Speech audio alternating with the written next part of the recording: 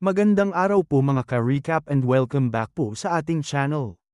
Ngayong araw po ay ating ipagpatuloy ang kwento ni Disciple Pedro. Nakabalik na nga si Pedro o kilala ng kanyang mga kaklase bilang Kim Sungu. Nagrereklamo ang magkapatid na Dokgu dahil babalik na naman daw sila ulit sa paaralan.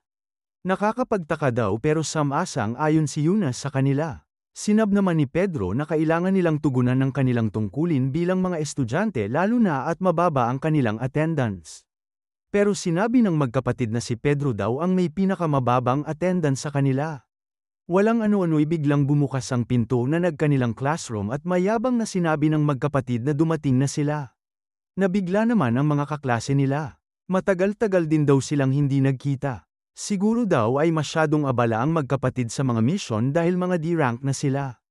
Pero napansin ng ibang mga kaklase nila na biglang nagbago ang asal ng magkapatid. Siguro daw ay dahil matagal-tagal din silang nakabalik. Pero parang mukhang mga mas maamo sila ngayon kumpara noon. Sila na parang hari kung umasta, ngayon ay parang mga tuta. Isa lang naman ang nagbago sa kanilang klase. Ito ay may dumagdag na transfer student. Binati ni Disciple Thaddeus ang magkapatid. Sa wakas nandito na daw sila. Agad naman napatayo ng matuwid ang dalawa nang marinig ang boses ni Thaddeus.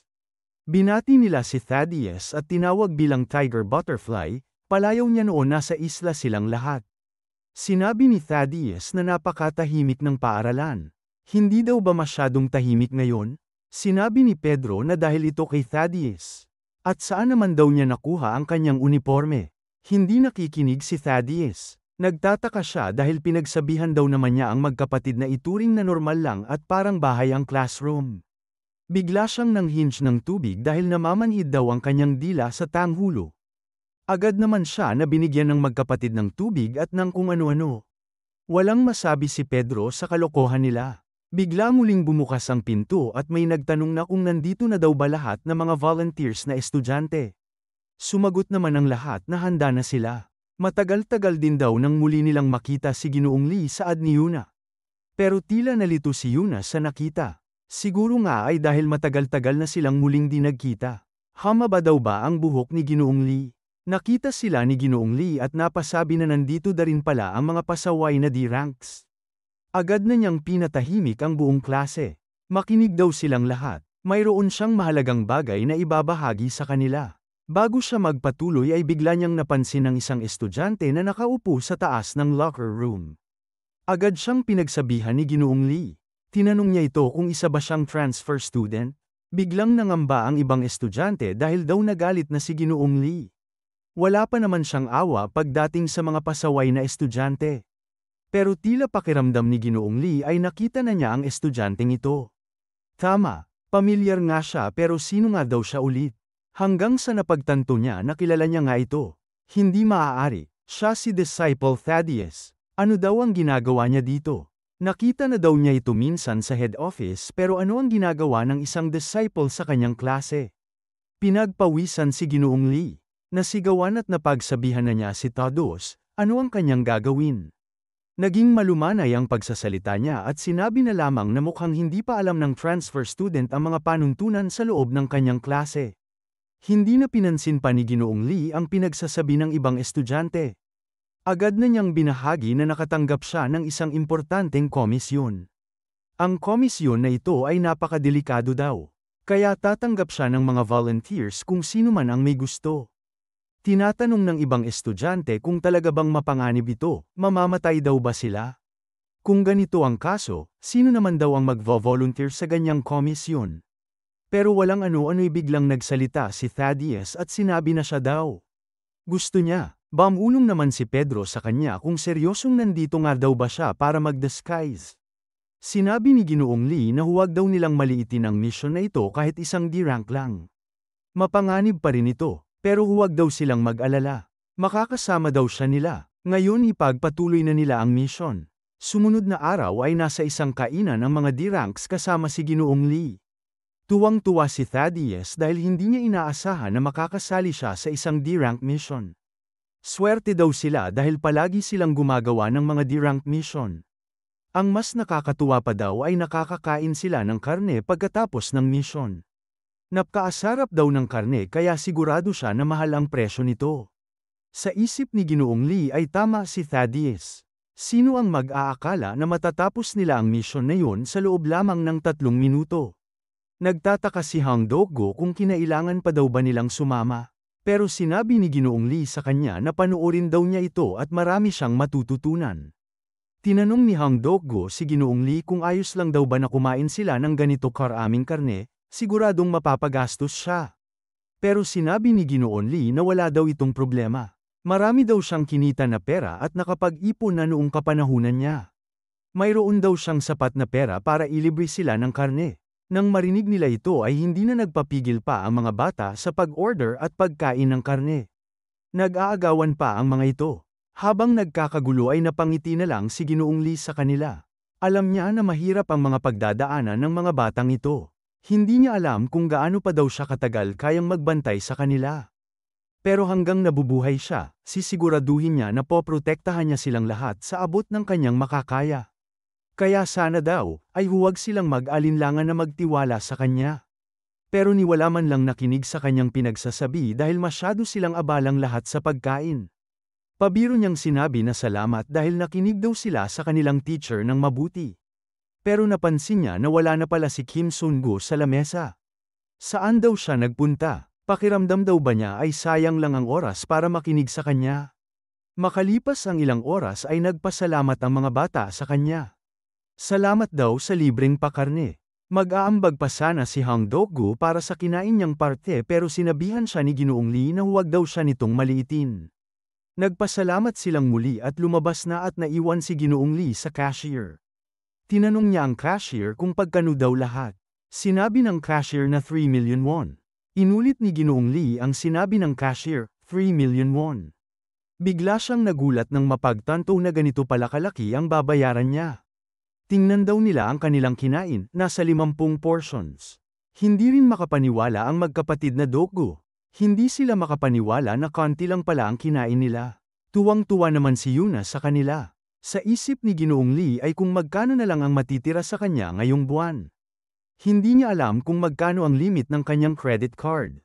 Kaya daw ba niyang bayaran ang 3 million won gamit ang kanyang card? Mapapahiya siya kapag hindi niya nabayaran ito lalo't nandito pa ang kanyang mga estudyante. Kailangan niyang kumain ng kalahating pack ramen araw-araw para maitawid ang buwan na ito. Pero biglang sinabi ng cashier na may nagbayad na ng kanilang kinain kanina. Nagpanggap na nainis si Ginoong Lee at tinanong kung sino ang may lakas ng loob na magbayad ngayong siya dapat ang magbabayad nito.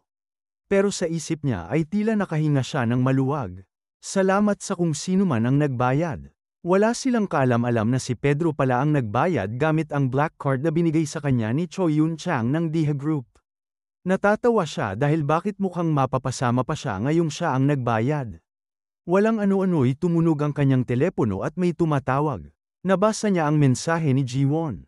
May mahalaga daw siyang impormasyon. Kasalukuyan niyang nahinahak ang Glory at may nakuha siyang magandang intel. Bigla niyang tinawagan si Ji-won. Sinabi ni Pedro sa kanya na itigil daw nito ang kung ano man ang ginagawa niya. Hindi daw mahalaga kung ano ito. Wala daw ba siyang tiwala sa kanya? Tanong ay Ji-won kay Pedro. Pag sinabi daw niya sa iba na manghahak siya ay tinatanggap ng mga ito ang kanyang tulong. Pero ayon kay Pedro ay alam niya ang kapabilidad ni Ji-won. Pero paano daw kung ang Glory mismo ay hahayaang magpahak sa kanya? Sinabi ni Ji-won kay Pedro na naiintindihan niya, masyado daw talagang strike to si Pedro. Tatawag na lang daw siya ulit mamaya. Pumasok na si Ji-won sa kanyang hideout pero bago pa nito ay tila may naramdaman na siyang kakaiba. Dahan-dahan siyang bumaba sa hagdan mula sa taas. Pagbukas niya ng pinto ay agad na bumugad ang maliwanag na ilaw ng kanyang kwarto. Bigla siyang nagsalita at sinabi na nakakapagtaka. Wala daw siyang naalala na may inimbitahan siyang mga bisita. Nasa salas na pala niya ang mga misteryosong tao na may mga maskara. Binati naman siya namang isa sa mga ito. Binabati daw nila ang pinakamagaling na hacker ng Honor, An Ji-won. Nabigla si Ji-won. Dagdag pa na sinabi ng misteryosong tao ang personal na impormasyon ni Ji-won. 45 years old, 171 centimeter ang taas, 55 kilo ang bigat.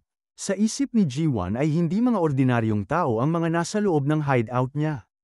Ang kanyang edad at bigat ay top secret na impormasyon. Hindi daw niya kilala kung sino sila pero sa tingin niya ay nasa maling lugar sila.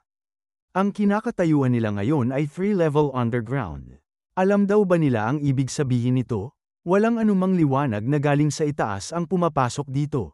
Agad na pinatay ni G1 ang ilaw at sinabi sa kanila. Sa madaling salita, mamamatay silang lahat dito. Sa kabilang banda naman ay magkasama sa isang mission si Disciple Mateo ng Glory at Philip. Sinabi ni Mateo kay Philip na mukhang nagsimula ng gumalaw si Matias. Silipi daw ba? Hindi daw ganito magsalita si Mateo sa kanyang mga superior. Anong superior pagtataka ni Mateo? Matagal na panahon yun.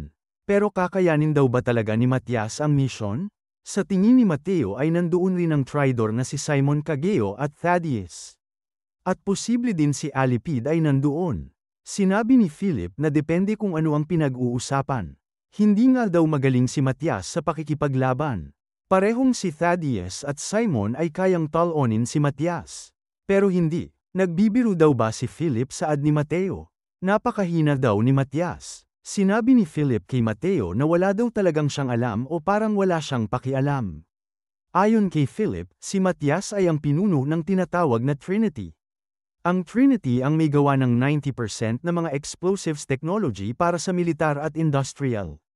Isang araw sa isang bar, kinumprante ni Tamaiho, ang leader ng Ruaahi na organisasyon din ng tagagawa ng explosive si Matias. Pinabagsak niya lahat ng tauhan ni Matias sa labas. Ano na daw ang kanyang gagawin? Pinagyabang pa ni Tamaiho na mayroon siyang 3,000 tauhan. Mukhang na-overestimate nila si Matias. Kung sumama lang daw at pumayag si Matias sa kanilang hinihingi ay hindi sana nangyari ito. May dalawang pagpipilian lang daw sana si Matias. Ang magtrabaho sa kanila, o ang mamatay. Pero wala silang kaalam-alam na kontrolado ni Matias ang lahat. Isang pindot niya lang ay sumabog ang kanang kamay ni Tamaiho. Sumunod ang kanang binti ng isa niyang kasama. Gumagamit si Matias ng mga pampasabog na parang napakadali lang kagaya ng kanyang paghinga. Agad na tinawagan ni Pedro si Kageo at agad naman niya itong sinagot. Inutusan niya si Kageo na puntahan si G1 kaagad ngayon din. Ano daw ang problema, tanong ni Kageo? Hindi daw niya matawagan si G1. Sa tingin niya ay nasa panganib siya. Si Matias, sa madaling salita, ay isang buhay na nuclear weapon. Makakarating kaya sa oras si Kageo o malalagay sa panganib si G1? Alamin po natin ito mga ka-recap sa susunod na mga kabanata. Maraming salamat po sa panunood at sana po ay nagustuhan ninyo. Please like our videos po and also subscribe to our channel. See you soon. Bye!